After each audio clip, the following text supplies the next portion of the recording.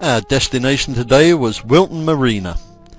During our search for a narrowboat, we got to know Paul, the manager, and I wanted to see if he was willing to list Claire Justine and at what price.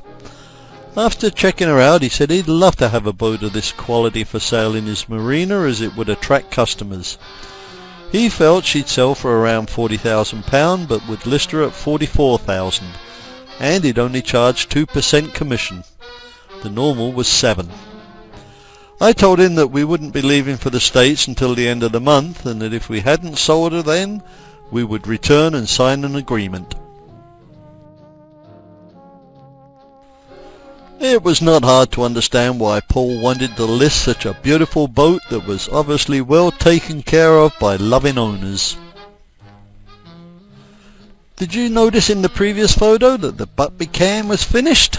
Well, it does need a little bit of touching up here and there. I think Pat did a professional job painting it with traditional roses and castles. 18 years on, I still admire her workmanship when I look at it sitting on top of our piano in Reno.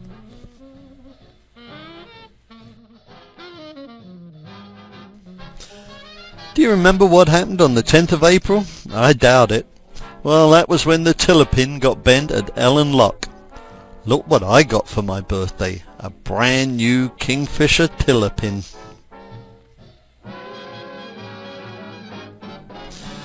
On Thursday we went through Braunston Tunnel.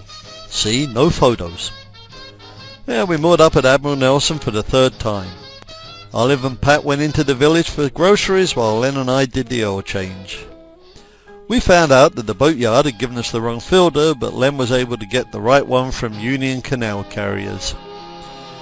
We had dinner at the pub and a fun time playing bar skittles. On Friday, Peter and Judith met up with us at Nimrod Bridge 108 in Lower Shuckburgh. We drove back to get Len's car and dropped Peter's off at Cropperty, and then, back on the boat, we jammed as much of our gear as we could into Len's car. It was then time for Olive and Len to say their final farewell to Claire Justine and head off for home. We were moored in the middle of nowhere and had chicken soup and trifle for supper.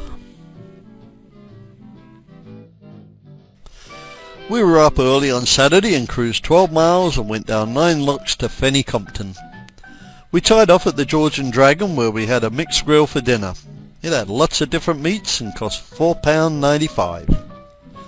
This photo was taken the next day as we approached Boundary Lift Bridge. It had been a while since we'd gone through lift bridges. This one, like many on the Oxford, was chained open.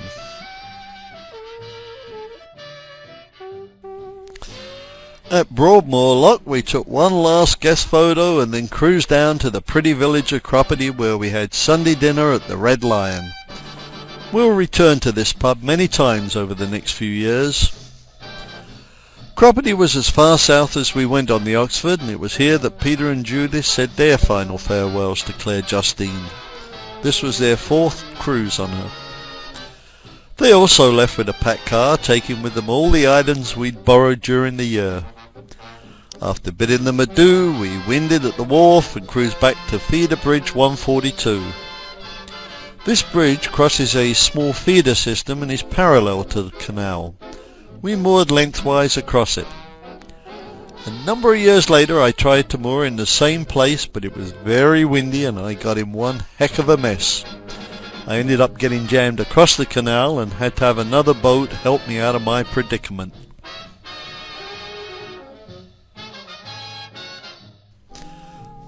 We were underway by 7 AM on Monday.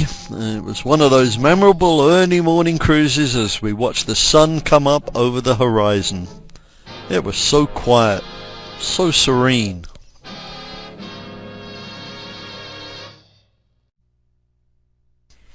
Here are a couple of shots of us going back through Boundary Lift Bridge.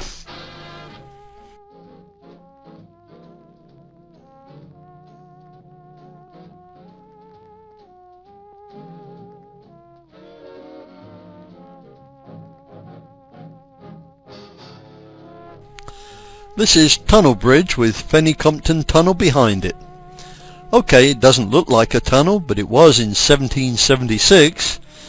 It was always a bottleneck on the Oxford Canal, and in the early 1800s the canal company decided to open it up, and by 1870 it became a deep cutting.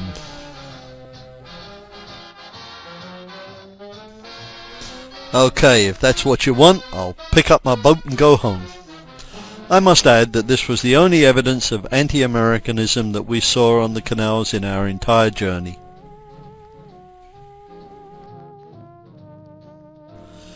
Here's Pat taking us down the Napton flight of 6 locks. These will be the last narrow locks we will go through aboard Claire Justine.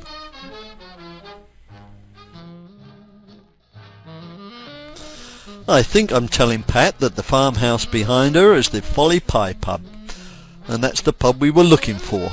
Actually, I believe it had closed down sometime before 1993, and it didn't reopen until a few years later. However, it would become one of our favourite watering holes in years to come. It was a long day of cruising, and we finally called it quits just above Braunston Top Lock. By now it was getting dark at 5 o'clock, and after some supper we turned in early.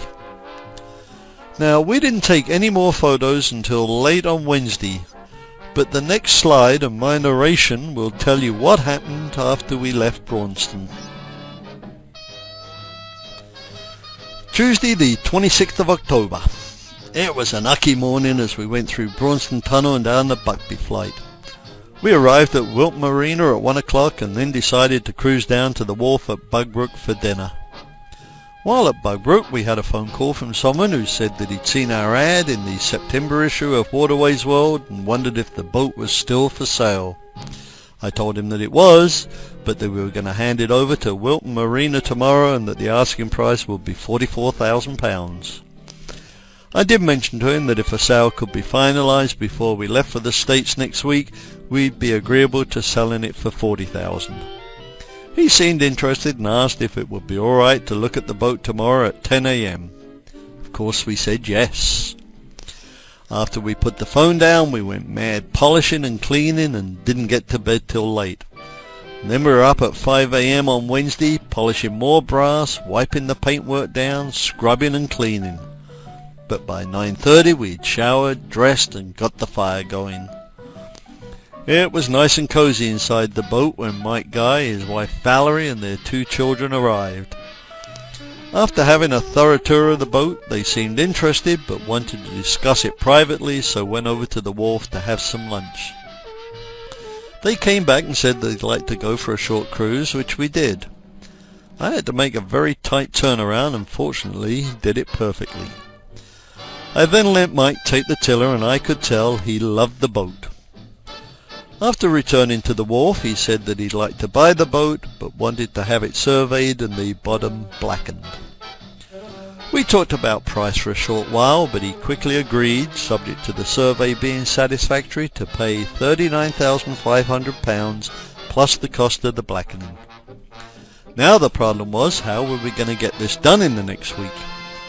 We called Phil Gardner at Waterways Services in Weedon, and he said that he'd be able to do it alright, but he wouldn't be able to get a crane for another couple of days.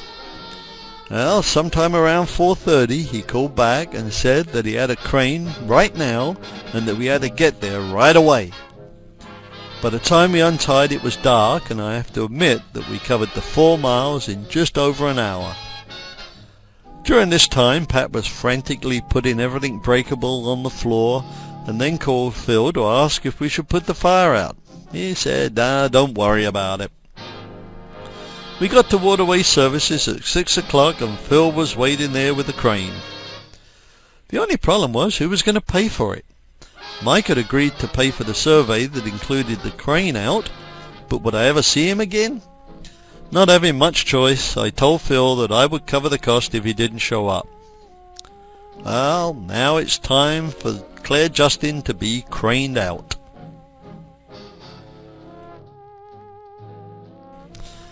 They put the chains around us, making sure they didn't touch the paint.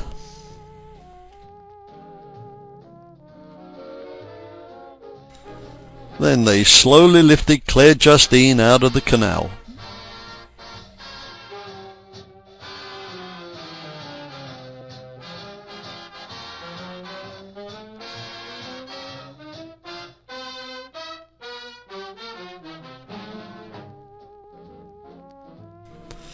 They gently put her down on the hardcore with the fire still glowing brightly. We climbed back on board, had some supper and went to bed. It felt very strange being on dry land.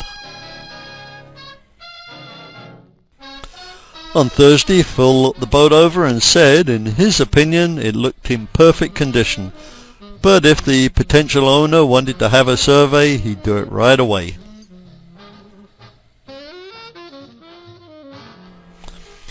I did think about taking that shiny prop home as a little memento of our adventure, but then decided that Mike might not go along with that idea. Mike and Valerie arrived later in the morning, looked at the bottom and said it was a done deal. That same day they made arrangements to wire transfer £39,500 to my account. I'm not sure if he went ahead with the survey, but he did have Phil blacken the bottom.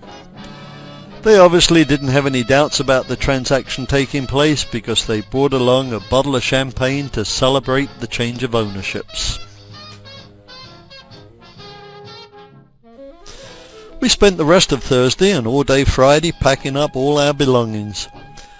We would wave at passing boats and tell them to slow down because they're rocking our boat.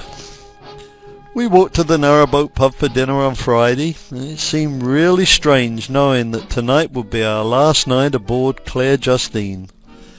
We definitely had mixed emotions, relieved that we'd sold before returning home, but sorry we were no longer the owners of one of the best boats to cruise the system.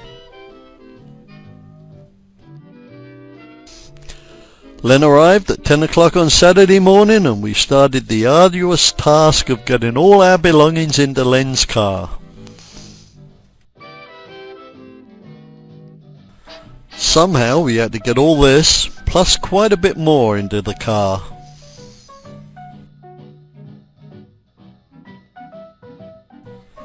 But we made it. We did have to leave our rooftop garden for Mike and Valerie. One last look at the canal map. From the 2nd to the 30th of October we cruised 175 miles and went through 164 locks. And we cruised a total of 1,288 miles and went through 1,076 locks on our canal adventure. We spent the next week at Olive and Len's, and then on the 6th of November we returned to what seemed like a very large house in Reno, Nevada.